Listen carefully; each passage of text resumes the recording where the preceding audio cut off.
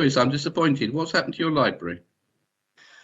Different meet. Well, I'm currently in the kitchen at work today because we've got no spare meeting rooms. We need to get a better backdrop for this room, though. Yes. Thank you. Thank you, all parties. Just to confirm that we are now live. Thank you very much, James. That's very kind. So, hello, everybody. I'm Gerald Van Jackson. I'm chair of the Employment Committee at Portsmouth City Council. We're meeting virtually as we've got no official decisions to make today. We've got on the agenda, we've got one item, the living wage financial update, and this is a report for information. So government rules allow us to meet remotely, and for which I am grateful as I am in lockdown. So as we've just been saying, if people can keep their microphones off if they're not speaking, that's great in terms of reducing feedback. So can I just go around the room and get everybody to introduce themselves so that everybody knows who they are, but also people who are watching. So on my screen, if we start with Councillor Jeanette Smith. Yeah, Councillor Jeanette Smith, opposition spokesperson for PPP on Employment Committee. Thanks, Jeanette. Cal. Cal Corkery, Labour Councillor for Charles Dickens Ward. Thanks. Lewis. Councillor Lewis Gosling, the Conservative spokesperson on this committee. Thank you. Darren. Thanks, Gerald. Councillor Darren Sanders, Liberal Democrat, Councillor for Baffins Ward and the Cabinet Member for Housing and Preventing Homelessness. Excellent. I think that's it in terms of councillors that we've got here. So if we could now go around council officers. David. Hello, David Williams, Chief Executive. James. Thank you, Chair. James Harris, Senior Local Democracy Officer. Andy. Thank you, Chair. Good morning, all. Andy Biddle, Director of Adult Social Care at Portsmouth City Council. Natasha. Thank you, Chair. Natasha Edmonds, Director of Corporate Services. Richard Locke. Thank you, Chair. Richard Locke, Procurement Manager for the Council. Other Richard. Mr. Webb, come in. Are you there? Apologies. Good morning. Richard Webb, Finance Manager for Adult Social Care and Public Health. Thanks very much. Sue. Sue Page, Finance Manager for Central Services. Thank you very much indeed. Now, is there anybody else who I've not asked to introduce? Is there anybody else? Natasha, sorry. You covered me. Oh, did I? Oh, thank heavens for that. I feel marginally less guilty, at least on that bit. Is there anybody? So I think that's probably it. So thanks very much indeed. So I think that means Simon Bosher has apologised for this meeting and is not with us, but we need to record that. So thanks very much indeed for that. Colleagues, does anybody have any declarations of interest that they think need to be declared? Jill, yeah, I have one. I'm a full-time official of Unison Hampshire, and I might have to sort of leave the meeting, but it's not a decision-making meeting, so I think it should be okay. I think you're completely right. Cal? Thank you, Chair. Yeah, I'm also a member of and work for Unison, which has members in low pay positions that could be impacted by this report. Following previous discussions I've had with the City Solicitor, my understanding is that interest is general enough so as not to form a prejudicial interest, and therefore will continue to participate in the meeting. Good. Excellent. Okay, thanks then, folks. I think then we've got the living wage update. Natasha, are you going to walk us through this? Yeah, thank you, Chair.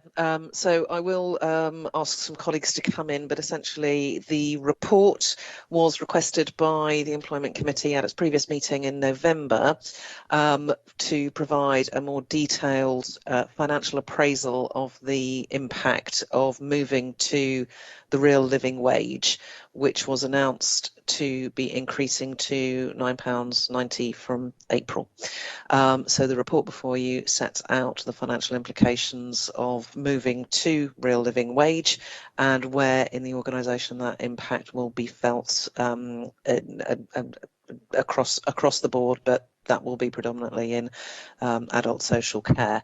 If I can hand over to Sue to take us through the methodology, and then if I could ask Richard Webb after that to take you through the areas where there's the biggest impact in terms of adult social care.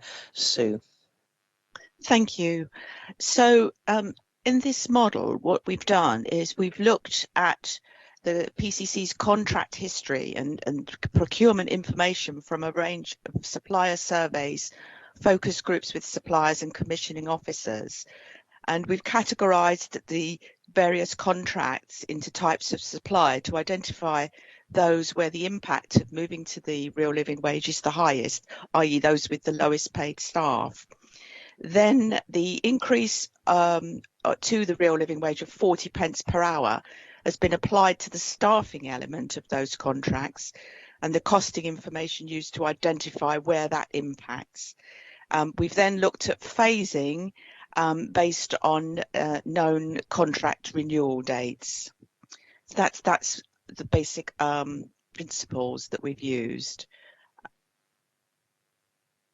Thank you. Thanks, Sue. So, hi. So I'll now just take you. Now we'll take you a bit more through the work done on adult social care, and specifically, you asked for a bit of a presentation on the methodologies and assumptions that we've taken to support the cost estimate. So I'll just share my screen with you, so I can take you through a few short slides.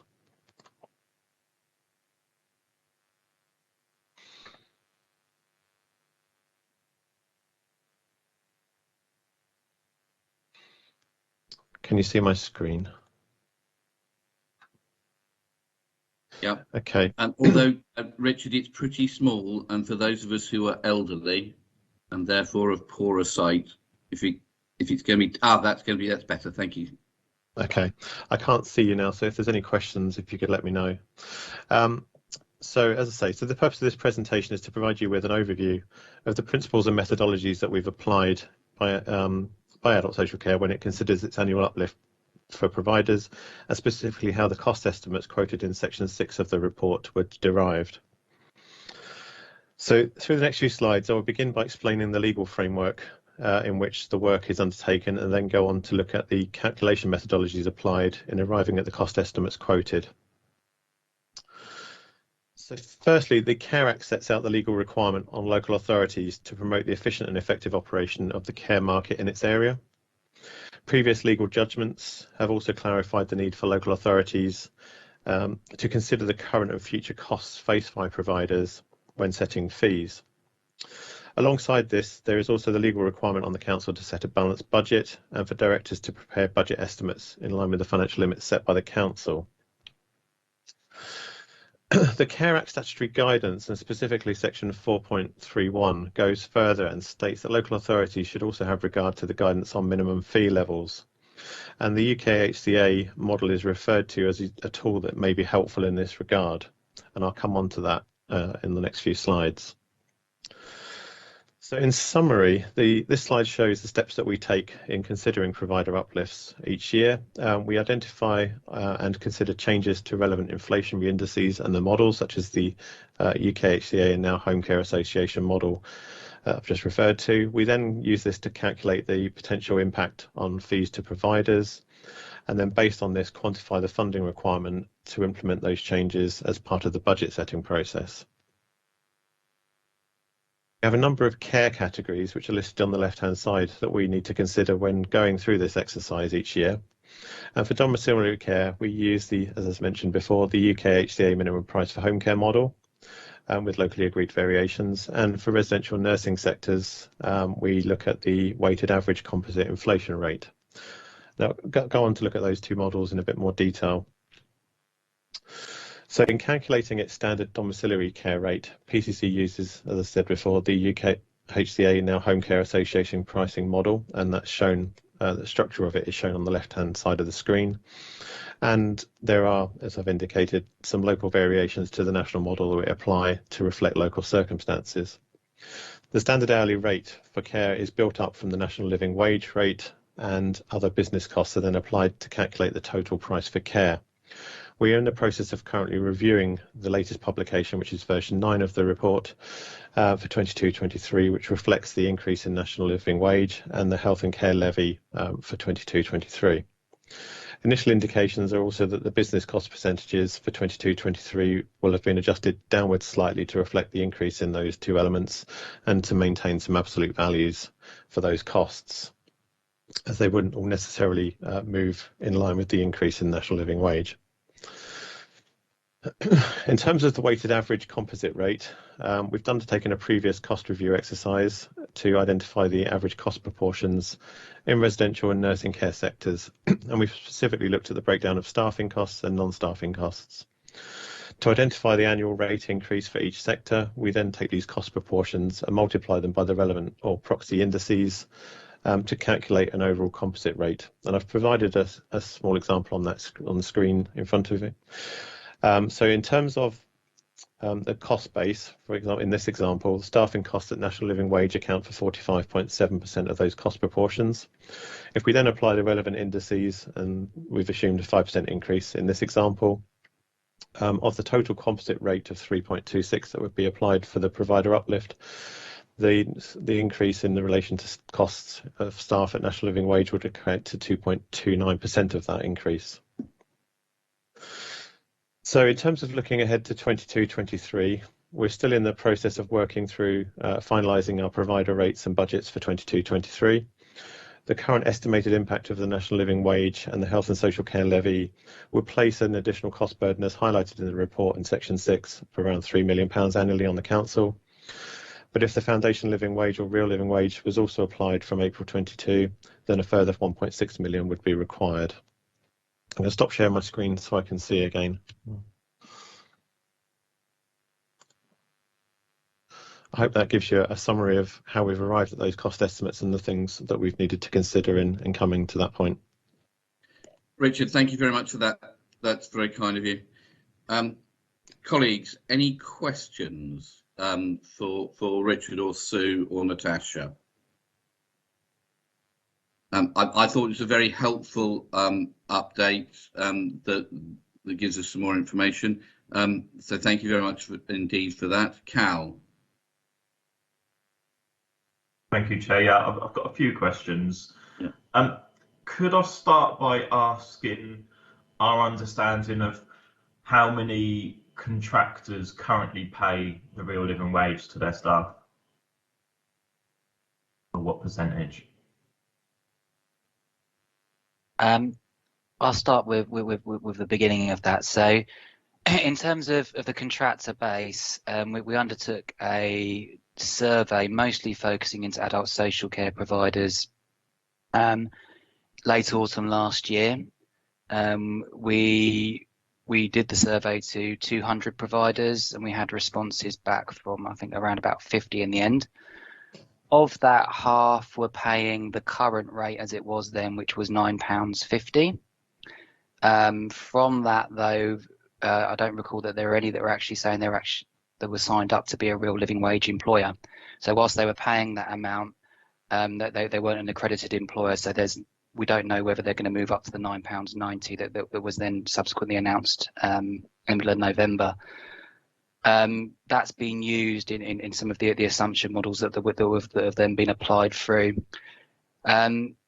We also did focus groups as well and a number of one-to-one meetings, primarily again focusing into adult social care providers because that's where the biggest impact will be by quite a significant margin, and that's probably also where there'll be the biggest difficulties in finding the funding to move to real living wage. So from that sample, it was roughly half, but not really finding any or many at all that were actually signed up as a real living wage accredited employer. When we look outside of that, if I maybe sort of focus into construction markets, we haven't done detailed surveys, but through implementing the social value policy, which includes for real living wage as one of the metrics that we ask for tenderers to respond back on. We've also been applying that model into existing contracts as well. So, for instance, Mountjoy and ComServe as two of our big term maintenance providers. It's almost 100% in terms of employment there of employees being paid at least or above the real living wage figure, at least as it was at £9.50, and I think it's very likely it will be above the £9.90 as well. We've had that feedback as well from Ensign Colas, who reported the same as the housing term maintenance contractors. When we look at our consultancy spend, again, it's 100% there that will be being paid above. It does seem to really focus in terms of where there is lower pay into the care market. As I said, we had that 50-50 kind of response back from the respondents on the survey, and to an extent as well, cleaning, although a lot of our cleaning is actually delivered in-house now. We don't have that many external cleaning contracts, and the ones that we do have, primarily of companies like Enviro, who are part of the same group as Mountjoy, are paying at living wage rates already. And the other aspect that comes up quite often, this is kind of reflected in the literature that living wage put out, is security. But in effect, with security, I think all of our security providers that we use now are paying the living wage rate. So it really is primarily focused into the care market from the research I've undertaken, Councillor Corkery. Thank you, Richard. Gerald, I've got quite a few questions. I don't know if you want to let people come in first, or if you want me to run through them. Well, so Kel, I'm now feeling slightly guilty because Teams now tells me the order that people put their hands up, and you weren't first. But I called you first, so I'm feeling marginally guilty. So can I go to the person who did put their hand up first, and then I come back to you if that's right? But if you've both got lots of questions, just for variety, we might intersperse though. But let's see. So Darren, you put your hand up. Thanks for that, Cal. I only have one. You'll be pleased to know. For Richard, thanks for running through the table. My only question, I'll have some comments later on, but my only question is the management and supervisor level, which was 18.5% of the contracted costs. Is that essentially the cost of maintaining differentials?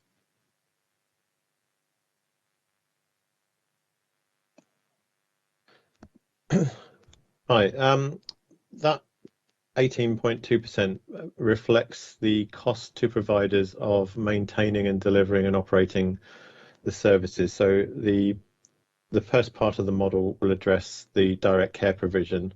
That 18.2% would need to reflect the costs of the management structure, the resources required to schedule the care packages that are in the back office, the admin, and all of the other support functions. But in the way that the formula is calculated, if there's an uplift in the underlying national living wage rate, then the whole model reflects and would adjust accordingly throughout the percentages that are applied on that figure to maintain the level of differentials. So Darren, the reading I have of it. So the answer, so Richard, thank you for that.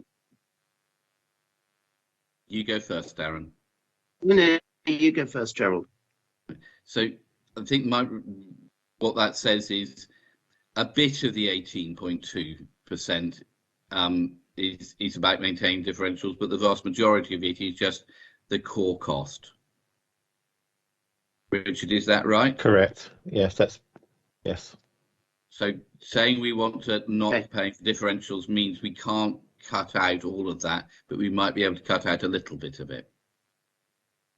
Yeah, and I think that leads, sorry, Cal, I think this is my next question, which is that if we were to do this and we were to follow the approach of the local government employers, which is to reduce differential in the management's pay offer, would that actually affect people coming into the care sector? We know we've got problems with care packages being handed back. Will that lead to a problem with people like supervisors coming into the care sector as well?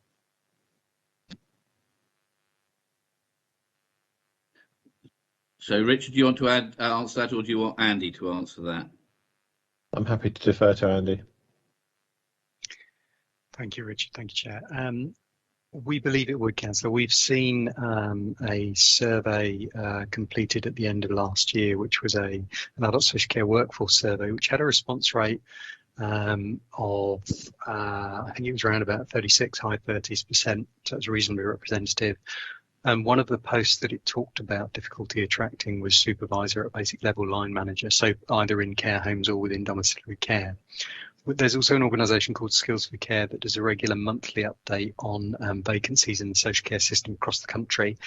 Bearing in mind it's a very disparate system, we have hundreds and thousands of employers, and so it's not all local authority based, but they're reflecting still month on month that along with care work, one of the hardest posts to attract, recruit and then retain is care supervisors. So I think it's really difficult to give a detailed and precise evidence-backed answer to your question, but I think from the information and data that we've seen, yes, there would be an impact, and there is currently an impact on that level. Okay, that's fine, Andy. Thank you very much. Back to you, I think. Cal, the floor is yours. Thank you, Chair. So we've heard that around, as far as we know, around 50% of adult social care service providers already paid a living wage. This figure that we've been provided of a £1.6 million increase in costs to require all service providers to pay a living wage, does that £1.6 million include paying more money to people who are already paying the living wage?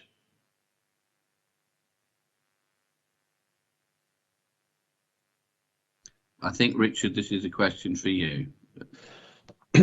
So the modelling work we've undertaken, I don't have the information on which providers returned, and I'll defer to Richard Locke, who undertook the survey on that.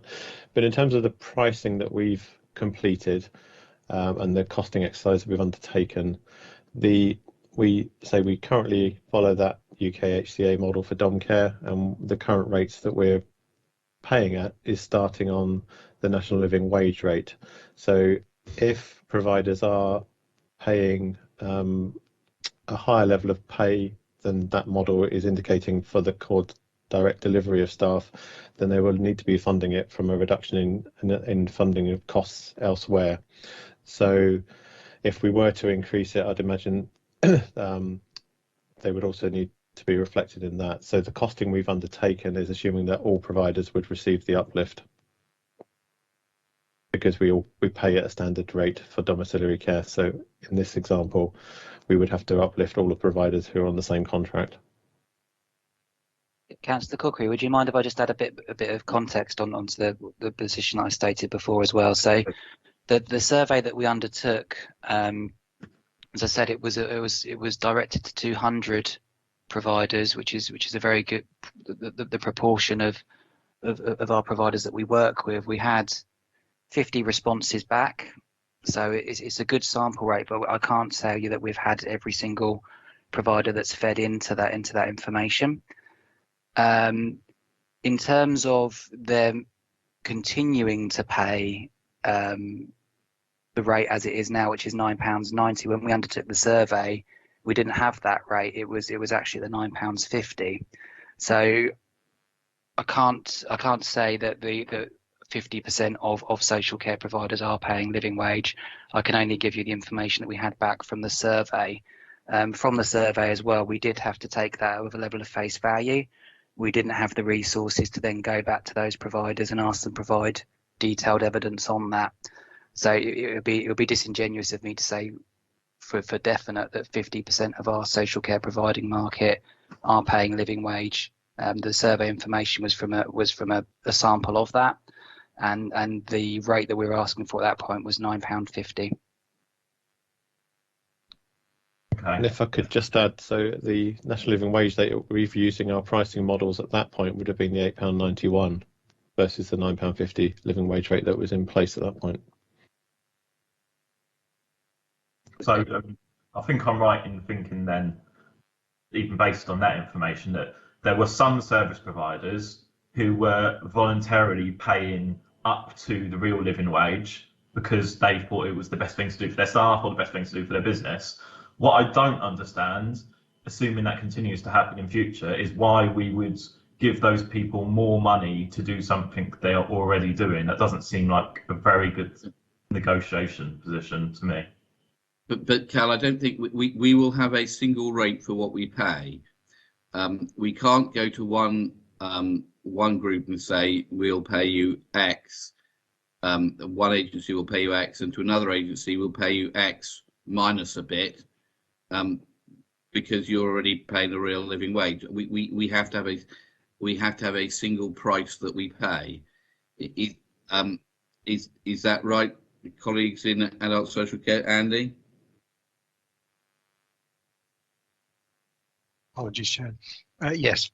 So in terms of calculation, in terms of administration and equity, we arrive at a single price. That single price at the moment has to be divisible by 4, because we have to calculate portions of an hour that people might require care. So it would be very difficult to pay different rates for those providers who accept the council standard rate, which is what we're talking about. I mean, there's a plethora of providers in the marketplace, but the ones that we're talking about in terms of domiciliary care particularly are those providers that accept the council's rates.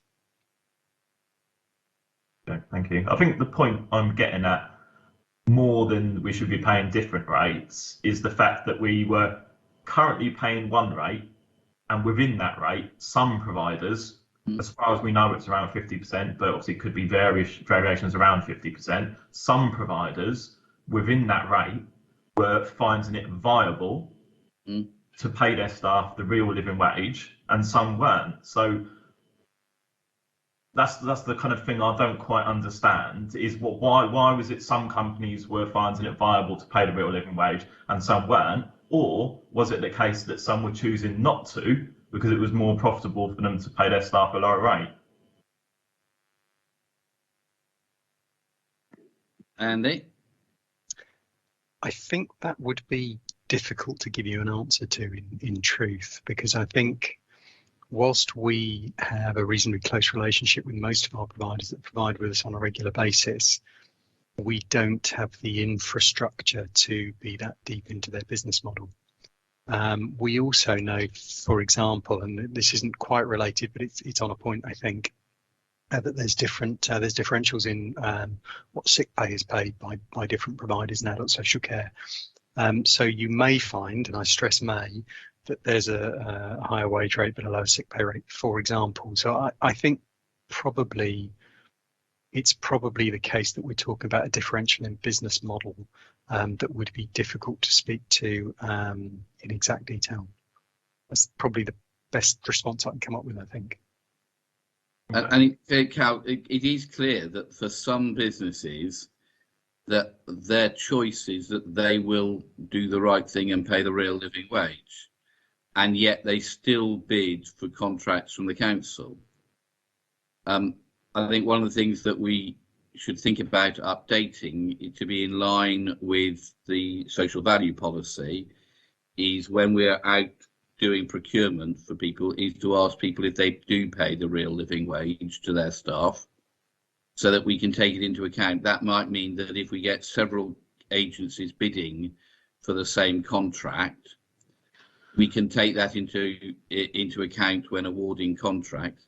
I think the current situation is that there isn't much competition because care providers are finding things so difficult in terms of recruitment, and that might mean that everybody has to come up to paying the real living wage, just because that's what the demand in the market does. That the only way they can get employed people and get them to take the jobs is by paying a bit more money. But we can't have different rates of pay because if we did, we'd pay more to people who are currently not paying the real living wage, and we'd pay less to people that have done the right thing and are paying the right living wage. And it would be wrong to discriminate against companies that are paying their workers a better rate of pay. Yeah, I would agree with that. I guess the point I'm getting at is that there are some companies, clearly, who, for whatever reason, whether it's their business model, their ethics, choices they have made and how they run their organisation, who, based on the money that the council pays them, has found it within their budget to pay their staff the real living wage. And there are some companies that haven't. So what I don't then quite understand is why we're assuming that if all of those companies were to pay their staff the real living wage, why the council should shoulder 100% of that cost when some of them have been able to do it within their existing budgets. Because we have to have one rate. I think one of the things that's interesting. No, that's not so, Joe. Just to confirm, that's not what I'm saying. What I'm saying is, sorry, the figures we're given today, yeah, the increase in costs are based on an assumption that the council will shoulder 100% of the burden of increasing people's wages, when in fact, my argument is that need not be the case, because clearly there are some companies that are able to do it within their existing budgets, and there may well be others. So, Cal, it looks to me, when we started this process a year ago, the figure we were given for the amount of extra money we would need to find was £3.2 million. In this paper, it's come down to 1.8 million, presumably because more and more employers are already paying the real living wage out of choice.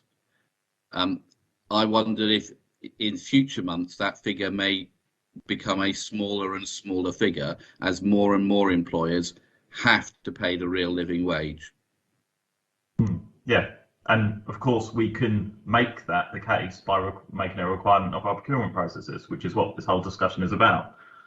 I've got a few other questions. I'm happy for anyone else to jump in if there are any, but if not, I will continue. No, keep on going, Cal. Okay, go on. I'll let Jeanette go in because I've asked if you're already, and then I'll come back in. Okay, Jeanette. Yeah, thank you. And it was on that because what we have to be careful is if we make an assumption that all employers will then pay the living wage, how many contracts will be handed back, because a lot of the smaller providers cannot actually afford that. And it's not really the case. And you'll find the larger organisations are the ones that are probably paying the living wage. The smaller organisations and SMEs are not.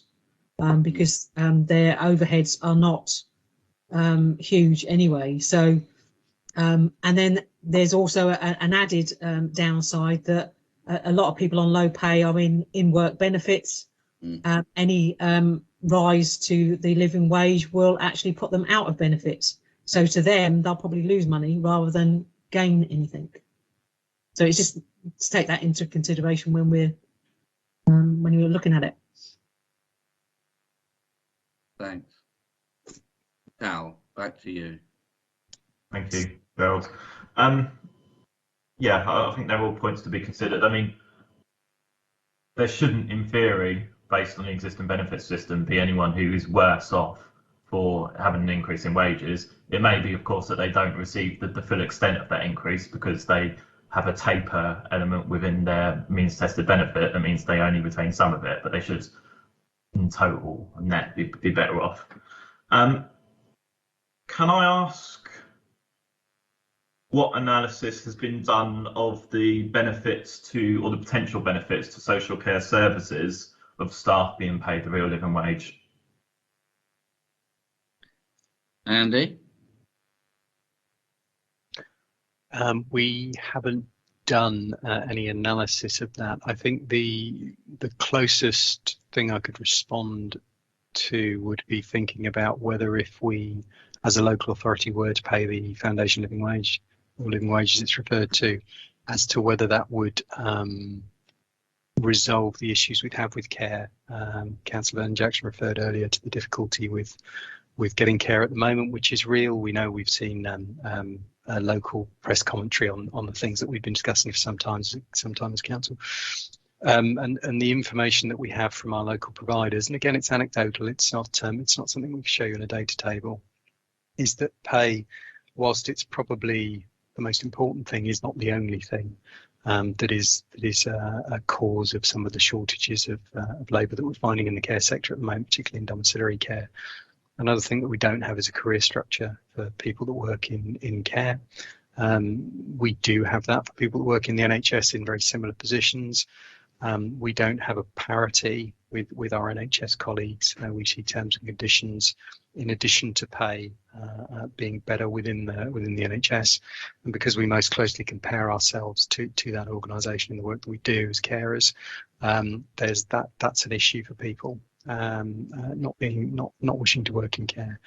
But in terms of analysis of benefits, I think Richard Locke may be able to talk about some of our colleague comparator councils in terms of the benefits that they've seen, and certainly the Real Living Wage Foundation advertises some of the benefits it's seen, but they're not specifically related to social care. I think they're related more generally to employers. But Richard, do correct me if I'm getting that wrong.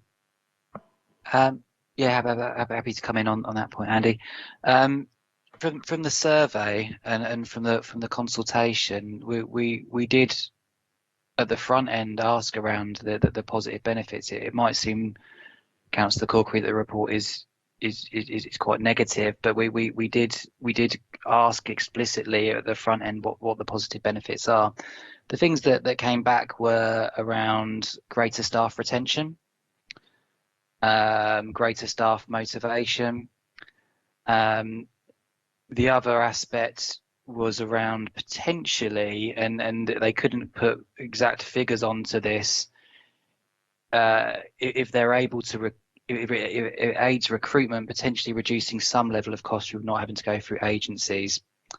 That they seem to be the main benefits that they were putting forward, but it seemed to be more around retaining staff within the sector than necessarily attracting new staff into the sector, because as we'll be aware, there are other jobs that are available at supermarkets and various other places that will pay higher rates of pay than currently real living wages are at the moment, potentially have greater flexibilities and other benefits. I think employees go into the care profession and stay there because that's what they want to do. That they're getting value from that employment above and beyond the financial basis. But the main things that were put forward were in respect of retention and staff motivation. When we spoke to other councils, they felt that they were getting better levels of maybe sort of staff retention and motivation, but it was very difficult for them to quantify that. We weren't getting many reports in terms of necessarily attracting lots more people into the sector, though, necessarily, but we were getting reports of positive impacts. But again, it was quite difficult for them to really quantify that for us. Thanks. Can I also ask what analysis, if any, has been done of the benefits to staff working within those services of them being paid the real living wage?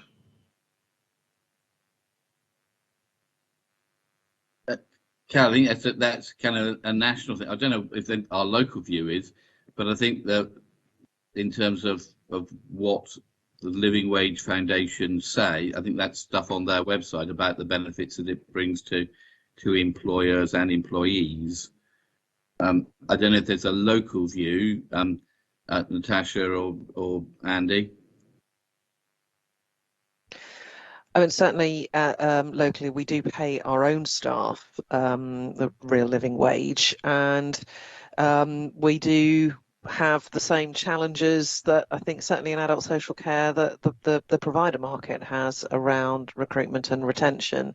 I think certainly for some of the lower paid roles in the council, paying that rate clearly is beneficial to our staff, but they come into an organisation like the council, which is very, very diverse, and there are career pathways for a number of different professional areas of service that we deliver.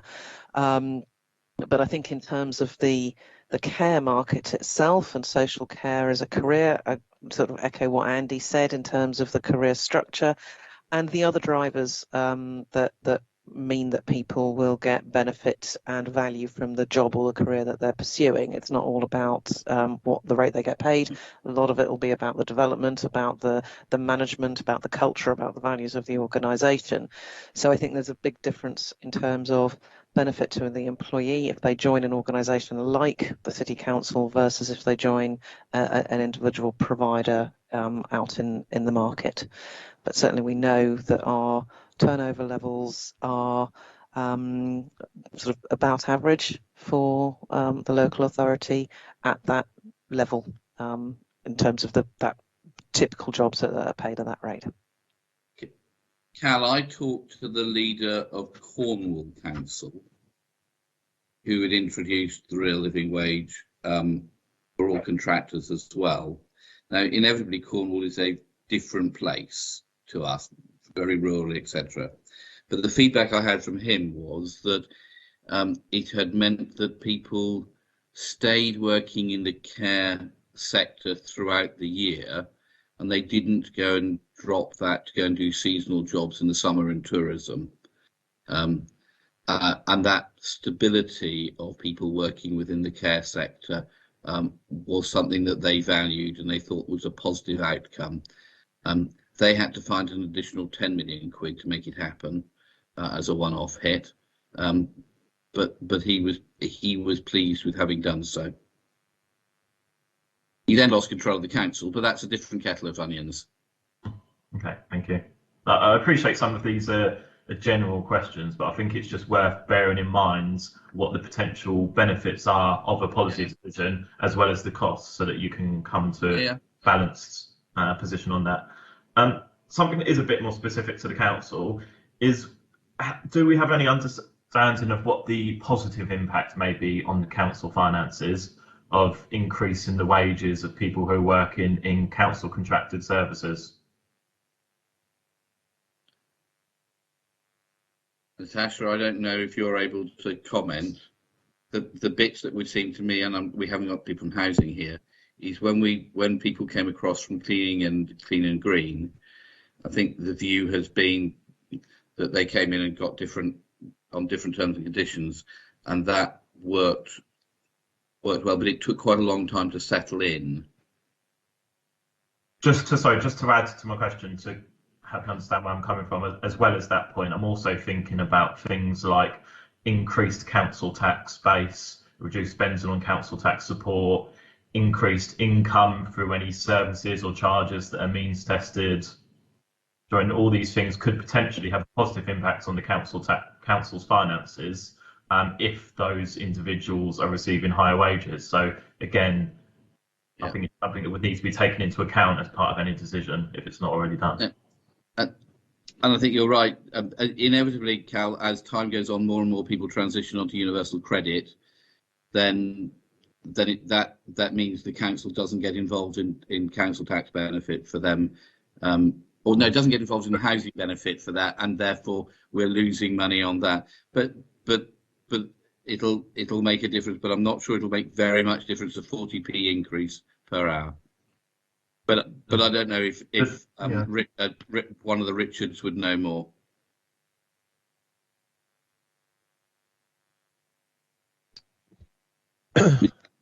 I'm not aware that specific review has been undertaken. I think that would be a further piece of work that would be required, unless Richard Locke can advise otherwise. But I'm not aware of that specific question being addressed, Councillor Corkery. It's not a question that was addressed in the work that I undertook, Councillor Corkery. Okay, thank you. I think it is something that is worth looking at, because we're talking about hundreds, if not at least 1,000 or more people who potentially would have an increase in their wages, and because of their low level of income are likely to be on council tax support, and the taper for council tax support is quite steep, so they're likely to then pay more to the council. So it's worth looking if some of that would be offset, and some of the costs might be offset by increased revenues. Can I just ask about the UK HCA, I think it's the UK Home Care Association rate? I think my understanding is they set a recommended minimum rate for local authorities. Can I ask what that currently is, and what the rate the council currently pays is in comparison? Mr. Webb, that is you. It is. I've got their report for 22-23 in front of me, but I can say that the current rate we're paying, the base rate was 17.76. We did pay an additional 20 pence per hour in relation to support for personal protective equipment, which was in their model, but we paid it separately this year. So it's 17.96 effectively that we're paying, but the base rate is 17.76. We have just uplifted that slightly from the beginning of January. We did an uplift of just under 5% in advance of doing a full uplift for April 23.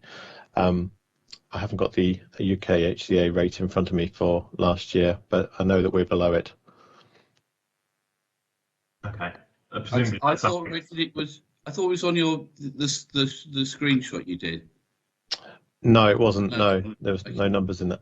I can have a quick look in a second, but and come back to you on that. But I don't have it in front of me. But I can tell you that we are slightly below it for the local adjustments that we've made, such as a slightly less contact time per hour than less travel time per contact hour. Nationally, they set, for example, because of our demographic and location in Portsmouth of being quite compact, whereas compared to the average rate that they've taken across the country, where you'll be comparing it to some county areas where people are travelling longer. So there are some local adjustments such as those that we've factored in, but I can have a look in a second and come back to you on that question. But I know that we are below the recommended minimum for those specific reasons and things like that. Okay, thank you. And have we always paid less than that recommended rate, or is this something that's changed in recent years? I think we've been below it for similar reasons for previous years. Okay. And I know you mentioned travel time and travel allowances, which I think most people would understand. In Portsmouth, the costs there are likely to be less than perhaps other places. I also understand that we pay less than is recommended, quite a bit less actually, in relation to sick pay. I'm just wondered if you could explain why that is.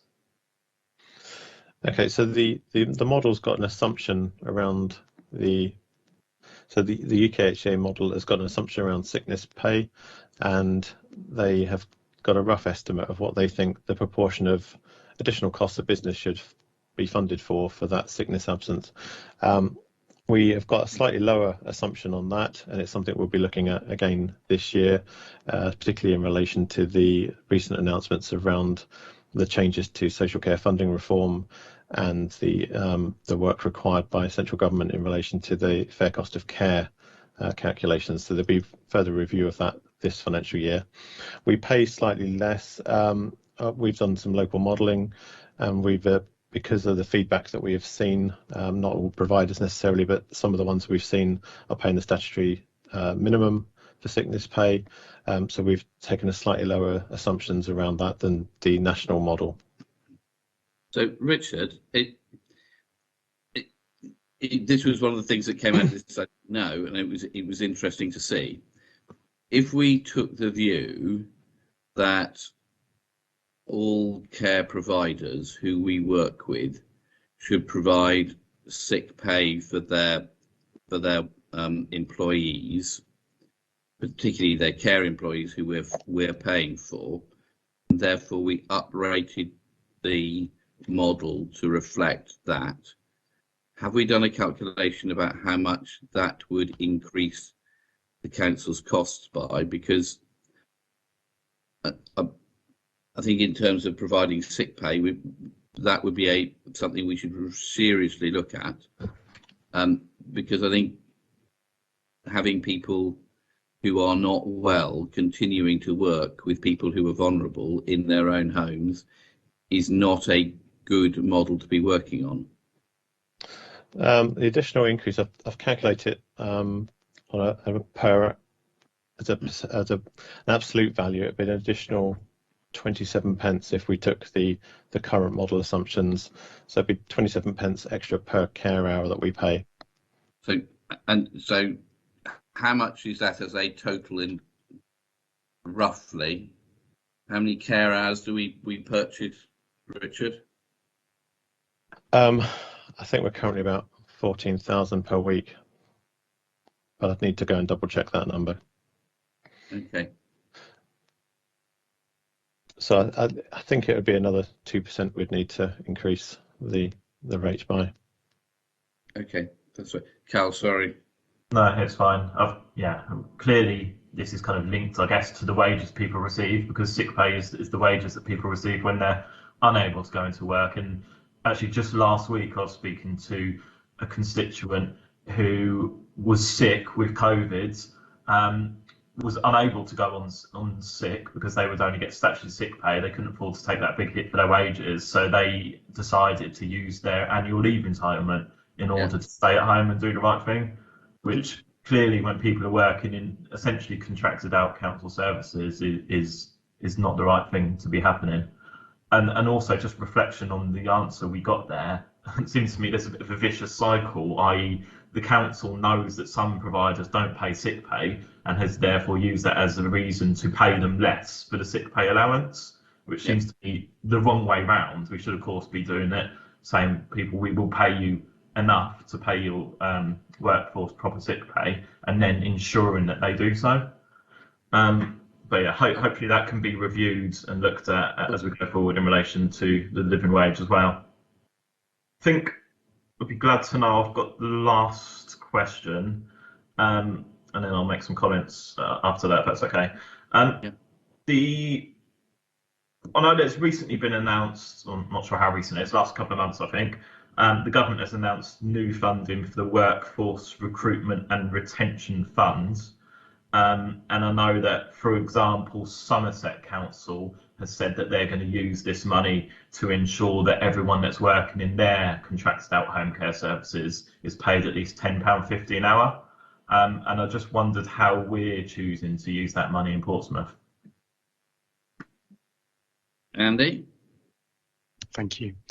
You're absolutely right, Councillor. We've seen 2 rounds announced to the Recruitment and Retention Fund. The first announced in the middle of November, and the second announced, I think, the middle of December. Both of different amounts. The first one we've allocated to bringing forward a rate rise in domiciliary care. So that would have been from the 1st of January, the 1st of this month, up until the 31st of March. That wasn't a rise to take account of the financial year 22-23. That was in acknowledgement of the difficulties that we're having. So we put that round one toward that. We also, at the same time, made a payment to our colleagues who work in care homes. Whilst we're acknowledging that the ability to recruit into care homes isn't quite as acute as the inability rather to recruit into domiciliary care, we still felt there should be an acknowledgement, and that workforce recruitment and retention grant should be used. So we've increased wages essentially, or paid additional payments based on the R&R round one. I think Richard probably wants to come in to give a bit more detail. So it was just to respond on the question. It was £21.43 is the current UKHC minimum price for home care. It's worth reflecting. We also have round 2 of that fund, and at the moment we're in discussion with our providers and looking at our own costs, because we had to make some inroads into the fund over the new year period to maintain essential safe staffing in one of our own units. And so we'll be looking to distribute that fund to the sector as well. As we have done with most of the government funding we've seen throughout the pandemic, to be honest, we've had discussions. We've had a lot more conditions imposed that we've had to monitor. We've had a greater administrative burden, but we've tended to passport most of that money directly into the sector and ask them to use their knowledge and expertise to tell us how they think it should be spent. That's covered things like infection prevention and control, testing, all of those kind of things.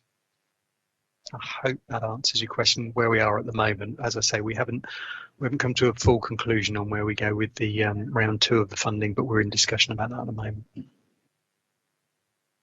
Okay, thank you. Thank you for bearing with me with the questions. I know I've held the discussion a little bit, but this is something that I personally and politically feel kind of particularly strongly about, and I think it's one of the most important policy decisions facing the local authorities. I think it is worth us spending a little bit of time just to get to grips with the detail and understand exactly what's going on and what the choices are that face us. I've just got a couple of comments, kind of, I guess, in conclusion, if that's okay. I think when we're talking about the living wage, I think it's really important, as I've tried to emphasise through the questions, that we, as well as looking at the costs, and there may well be costs that the local authority has to face, I think it is important that in order to come to a balanced and measured decision, that we also look at the benefits. It seems to me that there's clear potential benefits to be had to services in terms of having a workforce that feels that they're being paid properly for the role. And hopefully that can try and address some of those retention and recruitment issues. Similarly to staff, the ability for people to put their food on the table, or increasingly it's going to be about heating their home over the winter. People clearly struggle to do that on the minimum wage, even if the Tories have tried to rename it the living wage. We all know it's the minimum wage, and it's not enough for most people to live on, particularly if they've got other costs in their life, such as having to feed their children, etc. I also think one of the other things that we need to take into account is the benefits to the local economy of having a living wage. I mean, a lot of people that are on the lower end of the income spectrum, if they get an extra £1 or a couple of pounds in their pay packet, they're not putting it in the bank. They're going to spend it in the local shop or the local pub or the local hairdressers. It's all money that's recirculating, and there'll be a multiplier effect that will be good for Portsmouth across the board. Similarly, I think there's potential benefits to be had in regards to council finances, and I think it's worth us perhaps asking for a little bit of work to be done around there, just to understand, okay, if the figure we're having to raise is £1.8 million, maybe that can be offset by X amount for increased council tax revenue or reduced spending on council tax support, as well as various other charges and services that the council requires people to pay for. I think it's clear to me that some companies can afford to pay the living wage, and that's obvious because they've been doing so already. I would argue that there's probably quite a few others who can afford to but have chosen not to, and that's where I believe the council should be using its procurement powers to negotiate with those companies and ensure that they're doing everything they can to ensure that their workforce are paid a fair rate for the work that they're doing. I'm still not entirely convinced about the costs that we've been presented. I know they've come down a lot from the £3-point-something million figure to now nearer 1.8 or 1.9 million pounds. Are still kind of unconvinced by those, because I don't think they properly take into account any benefits or positive impacts that there may be on finances. I also think that it's getting to the point where we need to do a proper appraisal of insourcing services. And for me, that would be a policy decision taken by the administration, that all services that are contracted out when they come up for review should be reviewed, and there should be a proper appraisal of insourcing. I know, Gerald, as leader, you have previously pledged that to be the case, but clearly it's not happening because it hasn't happened, for example, in domiciliary care. So that's something I believe that also needs to be rolled out, because I believe a lot of these services can be done much better, much more efficiently within the public sector, rather than having to contract out to these private companies. I think even if the costs are as suggested, if it is 1.8, 1.9 million pounds, then I still believe it should be done. And I think with the political will, it could be done. I think this administration has shown ability to find money for its political priorities. I mean, let's take, for example, the food waste recycling scheme. I'm not against that. I think it's a very good thing, but that was a political choice by this administration to prioritise it and take money from other budgets in order to reallocate it towards food waste recycling. Now, that was a choice they made, and if they also made a choice to do so for the living wage, then that is something that is within their gift. Yeah, just to emphasise, for me, this is a real priority. I think the benefits are clear to paying people a proper living wage. I think a lot of the people that are working within these services are doing some of the most important work within our city, let alone the most important work that the council is involved in. The work of looking after sick, vulnerable and elderly friends, relatives and neighbours that we all have. and they should be paid a proper living wage of at least £9.90 an hour, if not more. I think it's absolutely outrageous that they're struggling to get by, often having to rely on in-work benefits, often having to go without the basics because they like doing a job which happens to be massively, massively underpaid and undervalued. So I'd just like to thank everyone for bringing a report and for bearing with my questions. And I do hope that the administration and the council takes this report, notes it, and really prioritises finding the money that is necessary to ensure that everyone that's working in contracted out council services, but particularly those that are working in social care services, get a living wage and proper sick pay when they need it.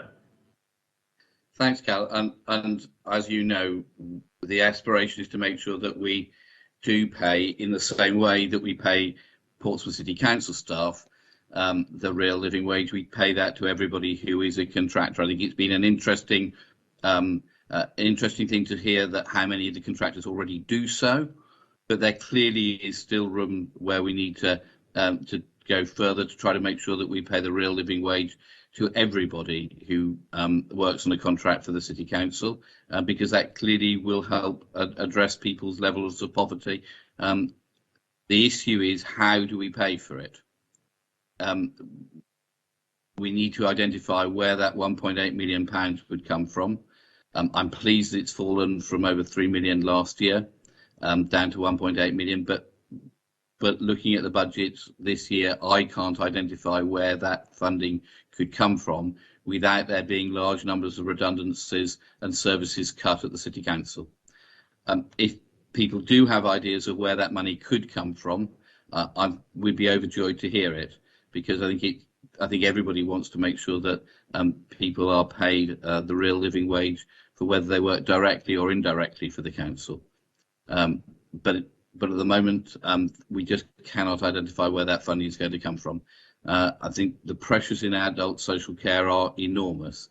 One of the things that is happening, and may make things more difficult in this coming year, is that city councils and councils all across the country have successfully negotiated good deals within the private sector for being able to purchase care beds, and they've got those cheaper because they've been paid for by taxes than people who've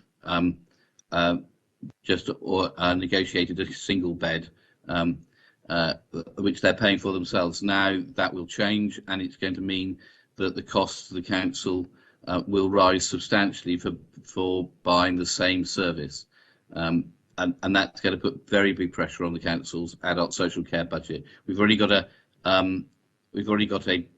a pressure of 3 million in adult social care, and the government's promise of money into adult social care we know is not being met. So because the money is going to the NHS and none of it, or almost none of it, is coming to us in social care. So it's something we will work on, but we have to identify where the money is from. The worst thing we could do is to say that we're going to pay this without knowing where the money is going to come from, which would be highly irresponsible, and it would mean that we would have to cut the number of people who would be receiving home care at home to balance the books, and we just can't do that. So I welcome any ideas of where this money might come from, because I'm sure we all want to make sure that this happens. My hope that we can do it is that we can do this next year, but we will have to look at the financial situation. I've got Richard, Webb and Darren Sanders. Thank you, Chair. So it's just a quick clarification on the question you asked me earlier. You asked if I adjusted that element within the calculation to the UK HCA model. Yeah. I said it was 27 pence, which it is for that line. If it flows then through the whole calculation, it's 37 pence because of the additional impact of all the other business costs that are multiplied on it. But it is around about 2% increase that would be required.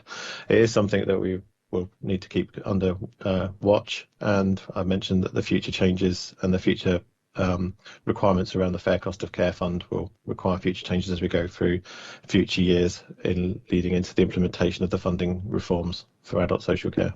I just wanted to provide that clarification for you. Thanks, Richard. Darren? Thanks, Gerald. I want to start with the budget that I control, which is the HRA budget, because the main reason the costs have come down from 3.2 million is the original cost of £800,000 for the housing revenue account, which I said at the time was mad, is now a few thousand. I realise that they're indicative costs, and I've asked housing officers to go away and work with colleagues to find the real ones, because certainly within the HRA budget, I've been very keen to pay everybody the living wage as much as the real living wage as much as possible. I'm fully understanding of the benefits of it, and that's why this committee in 2018 agreed to Gerald and my proposal to bring it in for employees. So I think we're fully aware of the benefits of this. As far as the housing side is concerned, I'm very keen to make sure that happens. My understanding is more of our contractors do not pay the living wage within housing than do, but given the two main ones that do, Mountjoy and ComServe, that's about 99% of the costs. So to talk about numbers of contractors as opposed to percentage of spend, I think is a bit wrong, certainly in housing. But we know we can do it because we do not have the problems that exist within adult social care. And frankly, the more I heard council questions and the more I heard the answers to the questions, it seemed to me that the idea of bringing this in April, even if we wanted to, we simply didn't have enough of the detailed financial modelling on the overall costs and benefits to be able to do so. And some of that was put forward in our briefing on Tuesday. So I think there needs to be a lot more work that needs to happen before we can do that. Like Gerald, I'd be very, very interested to find out if someone can find 1.8 million quid by the 15th of February. We'll see how it goes. At the moment, I can't see where it comes from. I can pledge I will continue to try and do it within the HRA, which is the budget I control, but that's only a few £1,000s. But the issues around adult social care are significant, both locally and nationally, and I think they need to be resolved before we can press on with progressing with the real living wage. And like Gerald, I think that may have to be the next financial year. Okay, folks, that's all the speakers I've got who've indicated. So I think because this is just an information report, our job is just to note it and to thank people who've worked on it. Though it clearly has produced more questions, which I'm sure we'll get answers to as well. But is there anything else anybody wants to say before the close of the meeting? I don't want to cut anybody off if they're wanting to come in. No, okay, in which case, thank you very much, everybody, for your time today. Thank you for everybody for doing the work on this. Much appreciated. And have a good rest of the day, ladies and gentlemen. Thank you. Thanks, Thank you, everyone. everybody. I shall just stop the live stream and I'll let you know once it's ceased. Thank you. That's very kind, James. Thank you very much indeed.